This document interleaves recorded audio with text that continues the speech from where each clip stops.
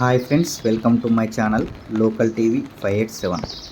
ఈరోజు మీకు ప్రకృతి గురించి ఒక చిన్న విషయం చెప్తాను. మనం ప్రతి క్షణం ఆనందంగా ఉండాలనే భగవంతుడు కోరుకుంటాడు. మనం ఆనందంగా ఉండడానికి భగవంతుడు ప్రకృతిని సృష్టించాడు. ఈ సృష్టి అంతా మనం ఆనందం కోసమే. మన జీవన శైలి కూడా అందంగా మారుతుంది. ప్రకృతి ఆస్వాదనలో ప్రకృతినే దైవంగా భావిద్దాం, ఆస్వాదిద్దాం. నా చిన్ని ప్రయత్నం నచ్చితే లైక్ చేయండి, నచ్చకపోతే డిస్లైక్ చేయండి. Thank you. ప్రకృతిని ఆస్వాదిద్దాం. అసలు ప్రకృతి ఆస్వాదన అంటే ఏమిటి? మెకానికల్గా జీవితాన్ని గడిపేస్తున్న వారు ప్రకృతిని ఆస్వాదించలేరు. ప్రకృతిలోనే దైవత్వం ఉందన్న సంగతి వీరికి తెలియదు. ప్రకృతిని ఆనందించటం ఒకరు నేర్పేది కాదు, గురువులు చెప్పే పాఠం కూడా కాదు. ఎవరికి వారు తెలుసుకోవాల్సినదే.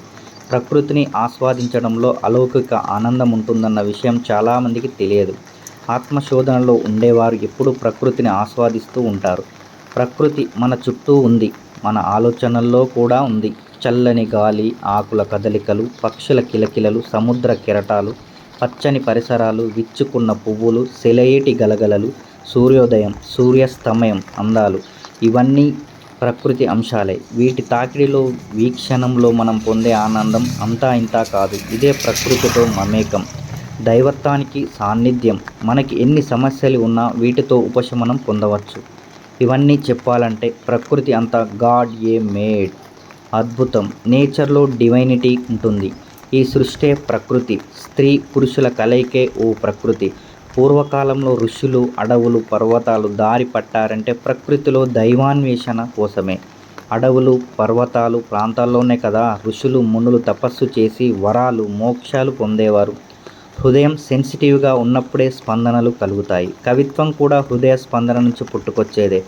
ప్రకృతిని ఆస్వాదించగల వారే మంచి రైటర్స్ అవుతారు, చక్కగా వర్ణించగలరు. ప్రకృతిని ఆస్వాదించడంలో ఆనందం పొందుదాం. మనం ప్రతి క్షణం ఆనందంగా ఉండాలనే భగవంతుడు కోరుకుంటాడు.